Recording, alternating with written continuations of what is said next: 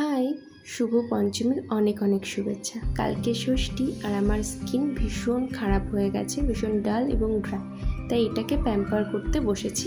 প্রথমে চালের গুঁড়ো, কফি আর দুধ দিয়ে একটা স্ক্রাবার বানিয়ে নিলাম, যেটাকে আমি ফুল স্কিনে সার্কুলার মোশনে ভালো করে অ্যাপ্লাই করেছি। 2 to 3 মিনিটস মতন ম্যাসাজ করেছি, দেন এটাকে জল দিয়ে ধুয়ে নিয়েছি। তারপরে আইসিং করেছি। তোমরা চাইলে আইসিং করতে পারো, নাহলে স্কিপও করতে পারো। দেন আমি আগের দিন রাতে ভিজিয়ে রেখেছিলাম দুধের মধ্যে শিয়া সিড, সেটাকে 1 টিস্পুন মধু দিয়ে ভালো করে ব্লেন্ড করে নিয়েছি। ব্লেন্ড করে নেওয়ার পরে এটাকে আমি ফুল মুখে একটু থিকভাবে অ্যাপ্লাই করেছি। দেন 10 মিনিটস রেখেছিলাম এটাকে শুকানোর জন্য।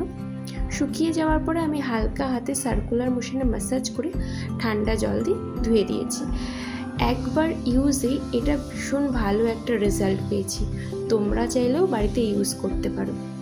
বাই।